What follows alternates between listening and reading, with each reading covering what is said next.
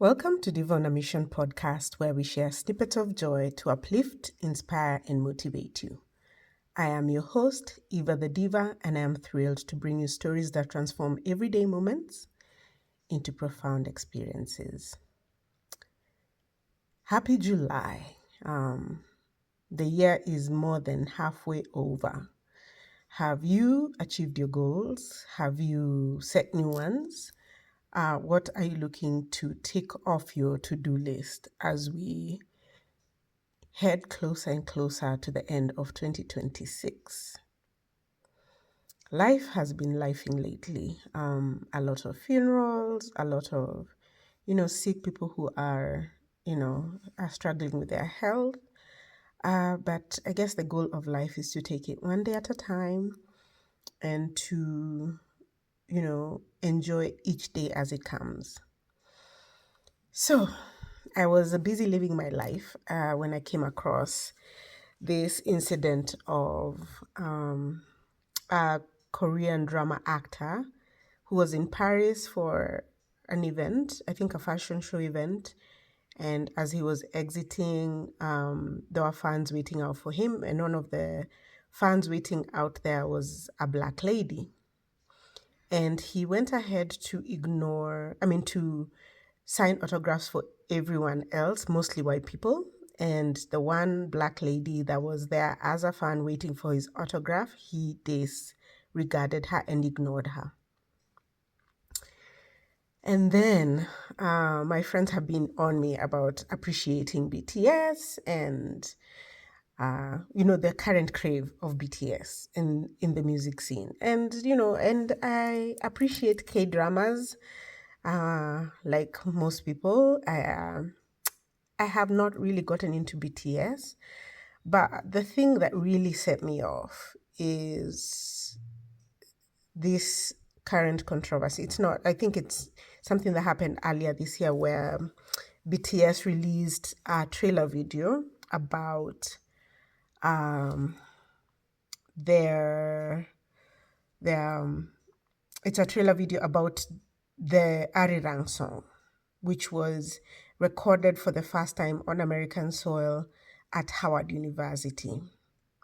The story about how these Korean students came to be at Howard University is also a story of racial acceptance and being open to other cultures. Yet in this trailer, they make Howard University look like a mostly white institution, which is truly disrespectful to the Black culture. But then, let's go back to the beginning, because I was sitting there thinking about mutually assured distraction, throwing the baby with the bathwater, and I was like, something about this whole thing just irritates me. And as you know, if you've listened to my previous episodes, we were talking about the polygamist. And this is just situations where people keep disrespecting others and expecting to be respected. You know what I mean? Like you can't. Anyway, let's pull this and start from the beginning, because I have gone on a full rant and have disregarded the way I really wanted to frame this story. So, let me ask you something, and I want you to sit with the discomfort before you answer. If you were dating someone, really dating them, they eat at your table, they borrow your clothes, they quote your inside jokes to their friends like they invented them. They get praised for sounding just like you, but louder. And then one day, they post a picture of your grandmother's house, but they photoshopped out all your relatives. They put strangers in the windows, and when you say, hey, that hurts, that's my history, they say, it's just art. You're being too sensitive. We had white people in the family too, Would you stay? Or would you pack their bags and leave them on the curb? Because that's not a relationship question, that's a respect question. And today we are asking it about BTS, Korean culture, white culture, all these people that love to borrow from Black people, from African people, yet call us the N-word in our faces, call us monkeys, disrespect us, disrespect our culture, our contribution to the evolution of the world. So, That's what I want to talk about. Let's lay the table. So, about 2 weeks ago, I think it was earlier, BTS drops an animated teaser for their album Arirang. Beautiful animation, big budget. It was set in 1896 at Howard University, the mecca of black intellect, the crown jewel of HBCUs. Except the crowd in the video was mostly white. In 1896, at Howard. Now, for those who don't know, Howard was founded in 1867 specifically to educate freed black men and women. In 1896, it was overwhelmingly black. Students, faculty, administration. Yes, there were a handful of white professors. That's a historical fact. But the visual story that they chose erased the very people who built that institution. And here's where it stings. BTS, like so many K-pop acts, built their entire sound on black music. Hip-hop, R&B, gospel cadences. The choreography is borrowed from black street dance. The swag is borrowed. The attitude borrowed. And that's fine. Culture is meant to be shared. But sharing requires acknowledgement. It requires credit. It requires seeing the people you're borrowing from.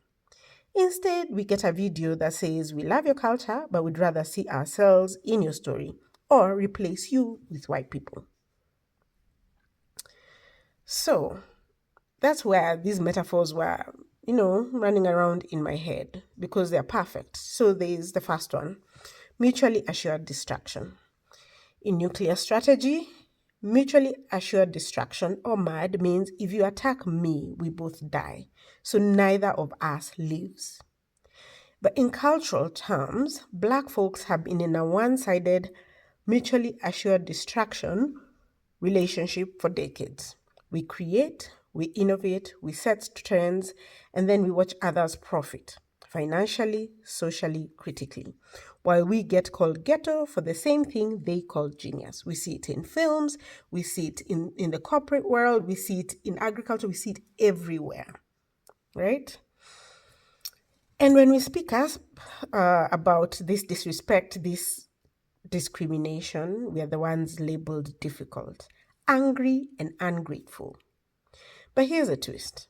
The distraction isn't mutual, it's directional. They take, we lose. They get Grammys, we get policing at the same awards. They get praised for fusion, we get told our art is urban. That's not mutual, that's extraction. And then throwing the baby out with the bathwater, because that one was also sticking in my head.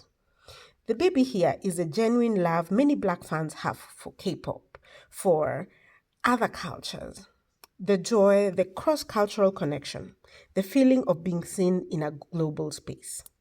The bathwater here is the disrespect, the erasure, the excuses. And every time a company issues a half apology or an actor issues an insecure or an authentic or a glossing apology, we didn't intend to offend. I am sorry, I didn't mean to insult you. I'm sorry you took offense, that kind of apology. They're asking us to keep the baby and ignore the bathwater. But here's the question no one asks. Why is it always us doing the separating? Why is it always our job to salvage the baby while they dump the water on our heads? So let me make this situation make sense in a relationship term. Because there's a relationship, not romantic, but transactional, emotional, cultural. If your partner borrowed your car, crashed it, blamed you for parking it wrong, then posted a video of themselves driving it with your face blurred out, would you call that love? Of course not. You'd call that exploitation. And if they said, you once, 3 years ago, or like they said thank you once 3 years ago, would you accept that? No, you would say respect is daily, acknowledgement is daily, seeing me is a daily job. Now apply that to BTS, to any other, to white culture, to anyone else that loves appropriating Black culture and ignoring us or insulting us as they do it. To every global act that samples, dances, or dresses like Black culture while staying silent on anti-Black racism in their home country, or worse, platforming it. Would you date someone who only loves your flavor but not your face? Because that's what that is. They love the product of Blackness, the music, the moves, the aesthetic, but they don't love Black people. They don't love our history, they don't love our struggle, they don't love our output, and they resent our presence. And then the thing that really annoys me are the excuses. Let's just run through a couple of examples, right? The BTS excuse that they're giving is that it was just an animation. It's not that deep. Really? Because when a white actor is cast as a Black historical figure, it's erasure. When a statue gets removed, it's history. But when our history gets whitewashed in a $10 million teaser, it's just a pickling. The second excuse is that Howard had white faculty in 1896. Yes, a handful out of hundreds. That's like saying America wasn't segregated because there were 2 Black students at a white school. It's a technicality used to avoid accountability. Excuse number 3. BTS has Black fans. They love us. Love isn't a shield. Love is a verb. You can love someone and still hurt them. The question is, what do you do after you hurt them? Do you listen or do you defend? Excuse number 4. Korea doesn't have the same racial context. In other words, we didn't know, we are ignorant. That's not an excuse. We are now in 2026, after global success, after collaborations with Black artists, after years of Black fans explaining, ignorance is no longer an excuse. It is a choice, and you cannot lean on it endlessly. So, as you can tell, I am hot. I am hot about this issue. What do we do with this? What do you want to do? Right? If this was a romantic partner doing this to you, would you stay? Because staying means accepting that your culture is a buffet, open for everyone to eat, but you're not allowed to sit at the table. Staying means accepting that your pain is negotiable, but their profit is not. Staying means accepting that you'll always be the inspiration, never the originator. Me, I do not want. Dideda. I am not staying. Not because I hate K-pop, not because I hate BTS, but because I love me more. Trust me, I have appreciated K-dramas for over 10 years. But then I'm also not going to sit here and be disrespected. Any actor that I see disrespecting Black people, to me, it is a non-starter conversation. The best way to gain acceptance from me is to actually say that you are wrong, you acknowledge you're wrong, and you seek to correct it. Anything defending your behavior is not allowed. Love means requiring the same respect I give. I don't borrow from a culture and erase its people. I don't dance to a rhythm and ignore the drama. I don't sing a hymn and forget the church. So if you're a Black fan still wrestling with this, I'm not telling you to leave. I'm telling you to ask yourself, if this disrespect came from anyone else, would I tolerate it? And if the answer is no, then why is fame the exception? Why is BTS the exception? Why is K-drama? Why are K-drama actors an exception? Right? So, canceling is not really going to fix this. It is about calibrating what you accept in your life, in your sphere of influence. Calibrating what you accept, calibrating what we call love, calibrating the difference between appreciation and appropriation. What K-drama is doing is appropriating. What BTS is doing is appropriating. while discriminating against the source of the culture they are borrowing heavily from. So it's like saying, let me learn your name. Appreciation is like saying, let me learn your name. Appropriation is like saying, let me wear your faith. And we are not costumes. We are not samples. We are not mood boards for someone else's success. We are the architects, the originators, the ones who turned pain into rhythm and silence into song. And this is really sad because when you study or what Arirang really means to the Korean people, you would think that they would treat this with the respect it deserves, especially to Black people, because this is a song about resilience. It's a song about their culture and their history, and especially fighting against colonialism. We are in the same struggles. We, more than anyone, have felt your pain. Yet, in this song that celebrates your resilience, your history, your culture, you discriminate against the people who embraced you. You discriminate against the people who gave you a home when you were running away from your home.